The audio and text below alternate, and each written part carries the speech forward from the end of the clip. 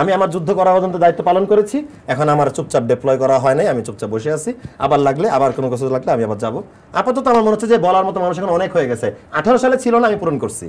আচ্ছা, আপনার প্রথম ইউটিউবিং শুরু হয় ম্যাঙ্গো স্কোয়াড দিয়ে, এখন সেখানে 2 মাস 4 মাস 5 মাস এত পর পর কেন ভিডিও আপলোড হচ্ছে, কেন এটাতে আপনি সরব না? আমি চিঠিটা যেদিন আপলোড দিছিলাম, ওই গোপনীয় চিঠিটা, সেদিন আমি একটা সেন্টেন্স লাস্টে লিখে রাখছিলাম যে এই 18 সালের পর থেকে কখনো মাথা তুলে দাঁড়াতে পারিনি, কখনোই মনের বাক স্বাধীনতাই পাই নাই যে আমি আমার মতো ভিডিও বানাতে পারবো। মানে ধরেন বাক স্বাধীনতা বলতে বিষয় আছে ভিডিও বানানোর ক্ষেত্রে, সব তো চাপায় চুপায় কোনো মতে একটা অনুষ্ঠান করলে হয় না।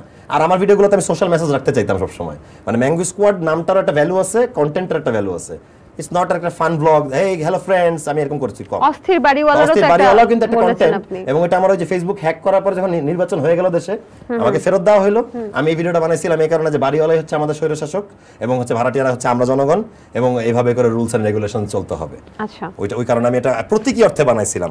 এখন তো বাক স্বাধীনতা এসছে, এখন কি শামীম হাসান সরকার সবসময় ইউটিউবিং এ এখন আসলে এত লোক আছে বাক স্বাধীনতার পরে হিসাব বলা, লাইভে গিয়ে এই সেই, ওদের 20,000 লাইক আছে, লাইক এখন দায়িত্ব পালন করার লোক এসে গেছে। আমি আমার যুদ্ধ করা পর্যন্ত দায়িত্ব পালন করেছি, এখন আমার চুপচাপ ডিপ্লয় করা হয় নাই, আমি চুপচাপ বসে আছি। আবার লাগলে আবার কোনো কিছু লাগলে আমি আবার যাব। আপাতত আমার মনে হচ্ছে যে বলার মতো মানুষ এখন অনেক হয়ে গেছে। 18 সালে ছিল না, আমি পূরণ করছি। এখন 20 জন আছে, আমি বসে থাকলেও হবে। আমার তো লাইক কমেন্ট শেয়ার লাগবে না, বহুত আছে লাইফে পাইছি আলহামদুলিল্লাহ। আলহামদুলিল্লাহ। তবে একটা বিষয় একটু জানতে ইচ্ছে করছে, ইউটিউবিং করে বেশি আয় করা যায় নাকি আসলে নাটক সিনেমা করে? নাটকের বান্ডিল এত মোটা, ইউটিউব থেকে 5 টাকা আসে না। আপনি আমার চ্যানেলে যদি দেখাই, আমি আমার সেটিংসে $8 আছে, $8 দিয়ে তো আমার পার ডের খরচই $8 বেশি। কিন্তু ভালোভাবে করলে আসতো না? ভালোভাবে করলে কেন, আমরা তো দেখেছি যে রাফসানদার ছোট ভাই একটা গাড়ি কিনে ফেলেছে এবং তার মাকেও দিয়েছে, এটা আমরা তো সেগুলোও দেখেছি। এটা কিন্তু শুধু ইউটিউবের টাকা কিনে নাই, এরকম অডিটরি কিনতে গেলে আপনাকে 10টা ইভেন্টে যেতে হবে, 5 লাখ টাকা করে পেমেন্ট পাইতে হবে, ব্র্যান্ড এন্ডোর্স হইতে হবে, ক্লোদিং এর ব্র্যান্ড আছে ওর, ও ব্লু ড্রিঙ্ক বের করলো, মানে আরো 10টা জায়গা।